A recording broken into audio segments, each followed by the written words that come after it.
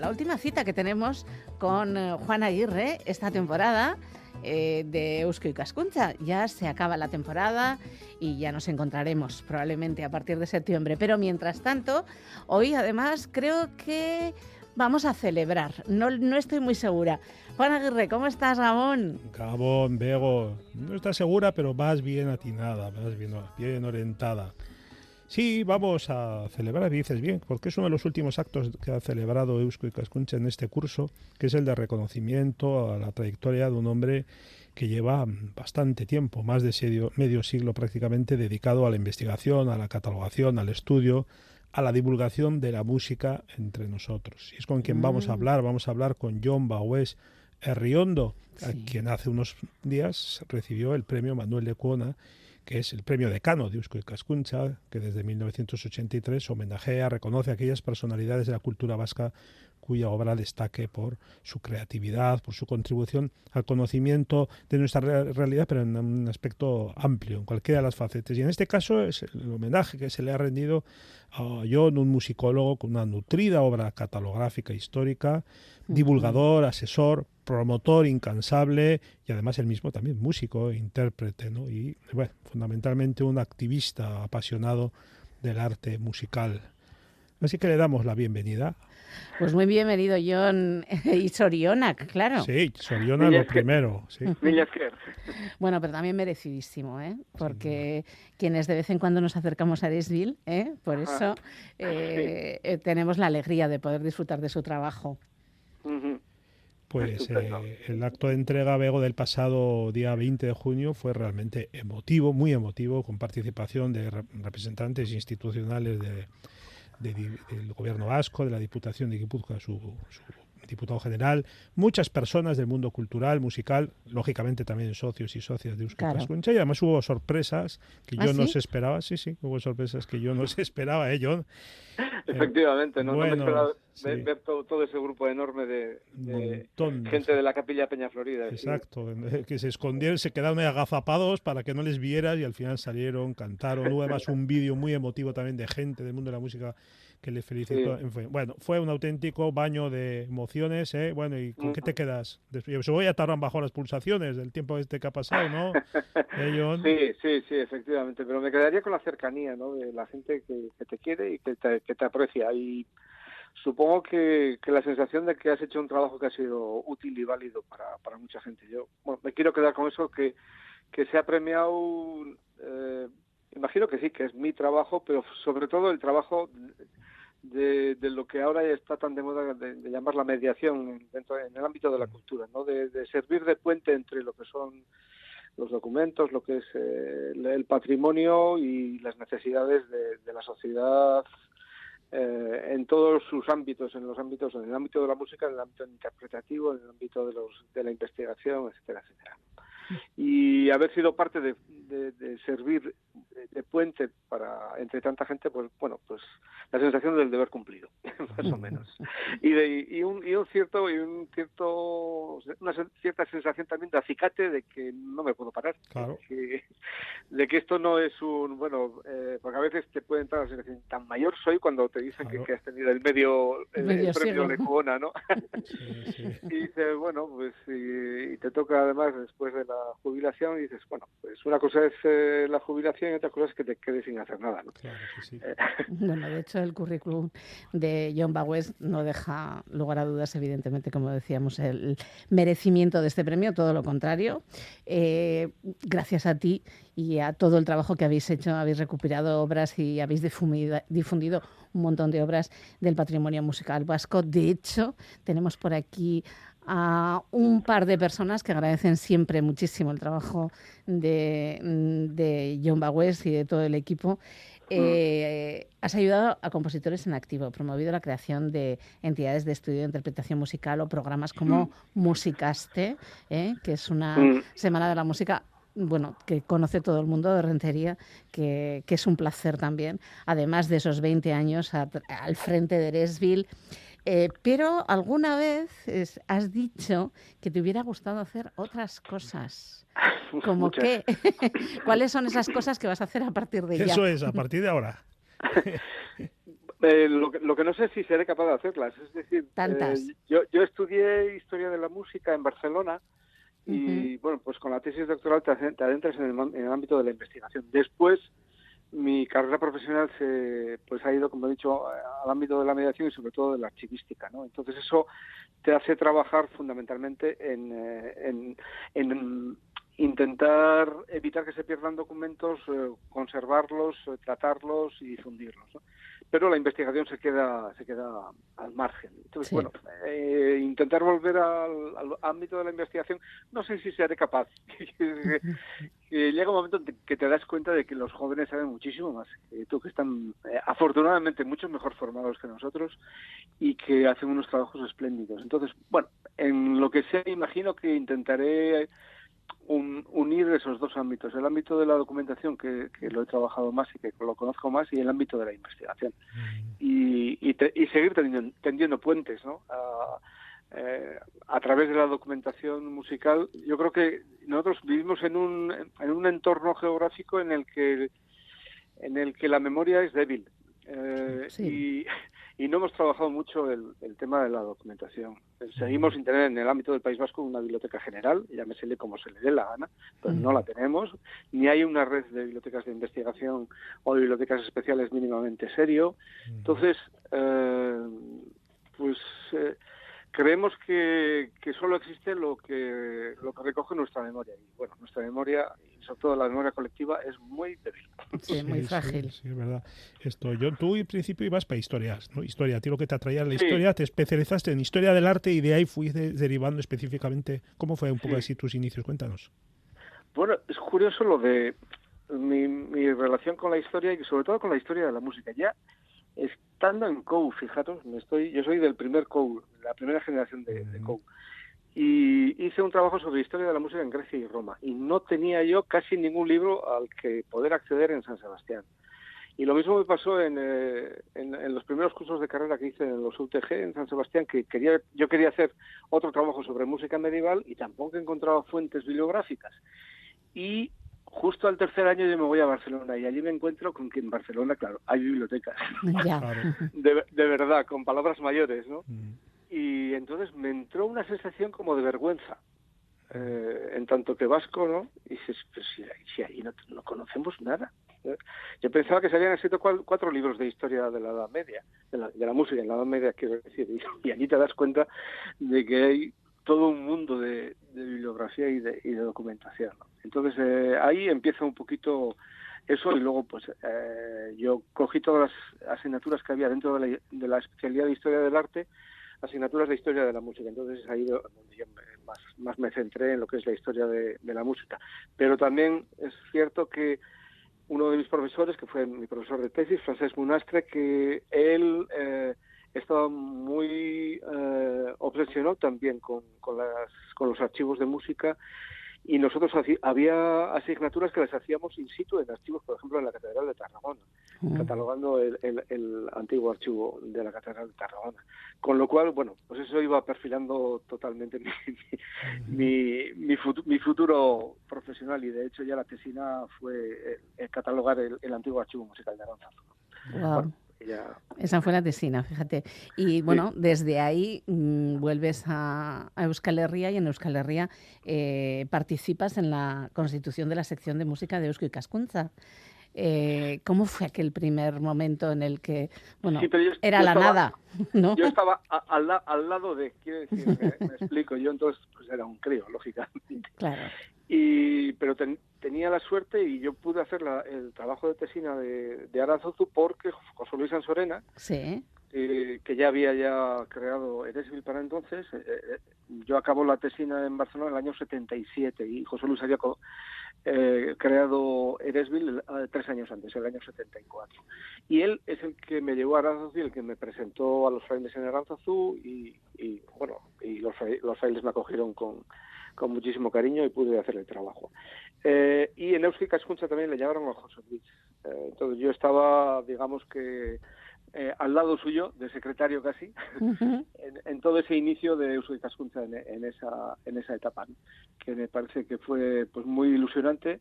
En un comienzo, una de las primeras cosas que se decidió es si tendría que ser como antes de la guerra, una sección, si tendría que haber una sección de música y danzas o habría que separar. Bueno, pues se decidió que folclore fuera por una sección diferente y que se quedara solo la música. Y eso de alguna manera también pues me vinculó más a Eusko Ikaskuntza y sobre todo a las labores primero de catalogación de fondos musicales en el País Vasco, con que inició su tarea la sección de música de Eusko Ikaskuntza. Sí, hiciste un gran trabajo ahí, Jon, con los cuadernos de música. Se pusieron en marcha los cuadernos de música, exacto, efectivamente. Sí, y fue, bueno, es un periodo para mí, desde luego, con muchos recuerdos muy ilusionantes y con colaboración de mucha gente de distintos ámbitos, de Vizcaya, de Álava, de Navarra también. Había tanto por hacer. Sobre todo de Guipúzcoa. Había tanto por hacer, ¿verdad? Pues francamente sí. Y yo creo que de lo que podemos estar satisfechos es de que en ese momento se evitó de que se perdiera más documentación. Ya. Porque a veces no nos damos cuenta de que si no estamos encima de situaciones de cambios que producen situaciones de peligro con la documentación, pues se puede perder esa documentación. Está pasando ahora mismo con la cantidad de conventos que se están cerrando, por ejemplo. Claro. O la cantidad, por ejemplo, con todo el boom inmobiliario que ha habido, pues ya de hace muchos años, de hace unos 10 o 15 años, ¿no? En el País Vasco se han vendido casas que estaban cerradas desde hace 100 años, por ejemplo. Y a veces, en esas casas yo siempre suelo decir que hay documentos aparentemente muy pobres, muy modestos, digamos, no pobres, modestos, a los que no se les da importancia, programas de conciertos, por ejemplo, folletos, cositas, hojas sueltas, que sin embargo yo creo que son importantísimos, ¿no? Porque es que en esas hojas sueltas, en las volanderas, etcétera, pues está gran parte de la vida social de una población, ¿no? Sí. Y bueno, como has dicho, José Luis Arensolena, que también fue premio Manuel Lecuona, efectivamente. En el 2011. Bueno, el otro día lo explicó en el acto Ana Urquiza, la presidenta de Eusko Ikaskuntza, que enseguida se dio cuenta, este chico vale mucho, vamos a pillarlo para Eresbil, que va a hacer una buena función, y así entraste primero como archivero y luego ya durante 20 largos años como director, con lo cual prácticamente te has tirado casi 40 años trabajando ahí, ¿no? Casi. Es increíble, ¿eh? Yo de José Luis Sansuena sí que quisiera decir una cosa, porque no es frecuente, estando en posiciones de liderazgo de una institución, como estaba José Luis, de director de Eresbil, que en cuestiones técnicas, por ejemplo, confiaba absolutamente en mí. Y lo que yo dijera iba a misa. Y eso le honra muchísimo, porque no es tan frecuente que los jefes confíen tanto, ¿no? Confíen tanto en los técnicos. Y eso fue así. Realmente José Luis confiaba totalmente en las incluso decisiones que yo tomaba en cuestiones técnicas del archivo y que decía, pues si tú dices que es así, adelante. Eso es porque te veía que estabas preparado y que tenías buen juicio. Es así. Sí.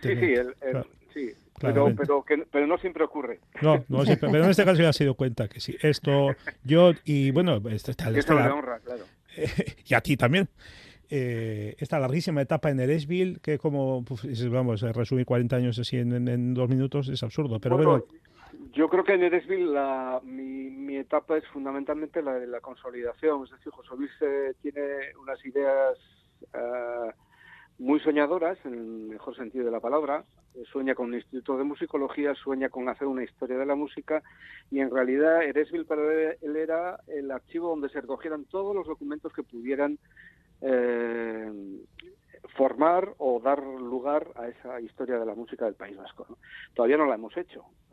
Hace poquito va a salir entre varios, fundamentalmente profesores de Musiquene, está editado en inglés, de History of Basque Music, y ahora se editará, yo creo que en breve, en castellano y en euskera, ¿no? Pero hemos tardado, fijaros, 50 años, prácticamente. Entonces, José Luis tenía esa visión de largo alcance, de larga mirada, y a mí lo que me tocaba es eso, en el día al día, pues poder ponerlo en marcha, ¿no? Y, por ejemplo, locales, en el año 2000 se cambió a unos locales nuevos. Unos locales nuevos significa rediseñar todos unos espacios, pensar si estábamos trabajando bien con los materiales, si los materiales estaban bien conservados, etcétera, etcétera, y a la vez hacer un equipo humano, un equipo que ha ido ampliándose, especializándose, y entonces, bueno, darle un, digamos que un sentido a todo eso. Me acuerdo que en un principio José Luis, fundamentalmente, él se preocupaba de las partituras musicales. Entonces, bueno, yo, como venía con los estudios de historia de la música, etcétera, yo a la documentación la veía desde un ámbito muy, muy amplio, no solamente los documentos de partituras, sino también los documentos como libros, revistas, Sí. Publicaciones menores, pero también sonidos. Entonces dije, no, tenemos que recoger todo. Y cuando dijimos en sonido, yo le dije, José Luis, pero no es solo música clásica, también tenemos que coger el pop rock. Claro. Entonces me mira como diciendo, Ya, si esto ¿en no serio? sé si es muy música o no. Entonces él sí apreciaba muchísimo la música tradicional, lógicamente, Sí. pero de repente pues eso. Y me acuerdo que en una ocasión, pues en esa época que ya empezábamos a recoger también discos, estaba en Pamplona yo de visita, no sé, fui a algún viaje tenía, y entré en un local que se llamaba el Mercadillo del Cassette, y que tenía muchos cassettes, pero también tenía muchos discos de vinilo. Y le llamé a José Luis, y José Luis, aquí hay muchos discos de música vasca que yo creo que nos interesan. ¿Me dejas que compre? Y me dice, sí. Entonces compré un montón de cosas, más de la mitad de las cuales eran de pop rock, ¿no? De aquella época, pues incluido discos de la Polla Records. Pero bueno, ahora, claro, eran primeras ediciones que ahora no es tan fácil Que ahora no está nada de localizar algunos de esos discos, ¿no? Y que realmente son parte de la historia de la música en el País Vasco, lógicamente. Claro, sí. Precisamente durante todo este proceso se ha vivido la transformación del papel a lo digital. ¿Qué ventajas ha tenido? ¿Cómo lo habéis vivido a la hora de trabajar? ¿Es tan bueno como lo pintan o tocar papel sigue siendo...? Ay, ¿cómo lo expreso? Yo lo he vivido con un puntito de angustia, porque yo me daba cuenta de que todavía nos faltaba mucho por recuperar lo que todavía hay de papel, y entonces de repente te encontrabas con un mundo absolutamente diferente, el digital, en el que te tenías que formar desde cero, como todos nos hemos tenido que formar, y que la relación con el patrimonio no acabamos de verlo claro. Al principio se decía que no, esto es más bien para como documentos de preservación, ¿no? Y no, y realmente al final nos hemos dado cuenta de que hoy en día vivimos todos digitalmente, más que analógicamente prácticamente, con lo cual esa sensación que algunos no tienen, por ejemplo, el pensar que el digitalmente que lo que se produce digitalmente también hay que guardarlo, y que eso da unos problemas mayores de los que nos pensamos. O sea, se puede, por ejemplo, preguntas que te haces, ¿se puede guardar todo lo que estamos generando? O sea, es imposible. todos los... entonces, si no se puede guardar todo, entonces, ¿quién es el que pone el cascabel al gato y hace... ¿Quién decide?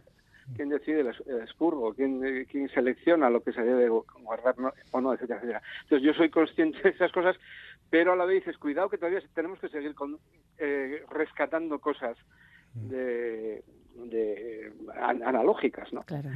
Entonces he vivido con o seguimos viviendo, con ese mundo ahora.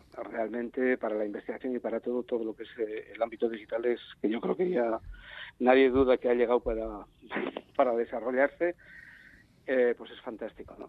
Claro, facilita enormemente el trabajo, Mucho, pero a la vez muchísimo. tiene cierto vasallaje ahí. Ya sabes aquello que decía Humberto Eco, ¿no? Que decía que como buen medievalista trabajaba con documentos de 500 y decía hasta de 1000 años yo tengo en mis archivos. Documentos de 1000 años. Dice, los actuales soportes ya durarán 50 años. Ese es el gran problema que nos planteamos todos. El problema de la conservación de lo digital. Porque lo que es en documentación analógica, cuanto más antiguo es el soporte, más sólido es. Yo siempre digo que en el archivo tenemos una hoja de pergamino del siglo XIII y es el documento más lozano que tenemos. Claro. Porque el papel del siglo XIX, por ejemplo, con papel de periódico, pues los pones al sol y enseguida se cuartea y se acartona. A todos hemos visto el problema de las fotocopias con Sí. esos tóneres que después se van pegando unas hojas a otras, etcétera, etcétera, ¿no? O sea, con el tiempo la documentación más moderna da más problemas que la documentación antigua. Eso, bueno, pues, y entonces no sabemos con lo digital. Es decir, ahora guardamos todos en PDF, sí, pero dentro de 30 años el PDF va a existir. Claro. ¿Y dónde va a estar guardado? ¿La nube? Claro. No, a eso yo lo tengo claro. No existe nube. Ya por eso. No existe nube. La nube es un concepto que utilizamos para decir que lo guardado no lo tengo en casa. Eso Pero es. la nube es un ordenador que está en algún sitio. En Claro, algún sitio. sin duda, claro. Eso está claro. Eso está Y el- claro. Y el problema es en manos de quién está. Ya. Eso es. Que es lo que yo siempre digo. Vamos a ver, ¿a quién estamos pagando? ¿A una empresa de Estados Unidos o de Hawái o de dónde? Los señores del aire, que dice el profesor Echeverría.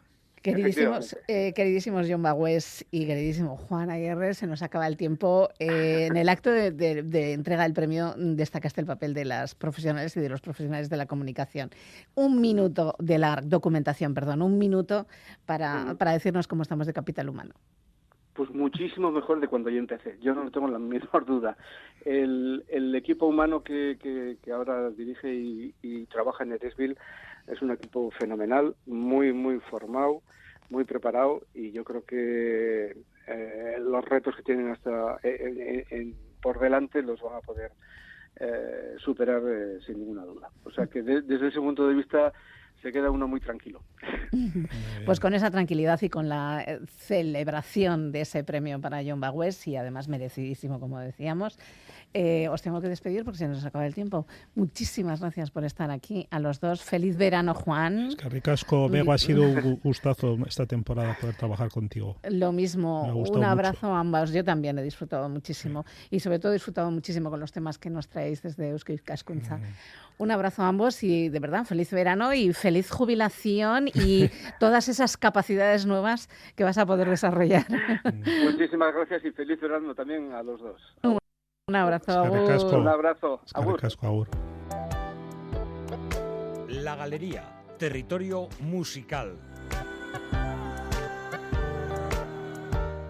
Es nuestro último territorio de este sábado y es el que ocupa siempre Mikel Gaztañaga, y lo ocupa además con la música del mejor jazz. Gabon, Mikel. La música que nos gusta, el jazz, Gabón. Pues claro.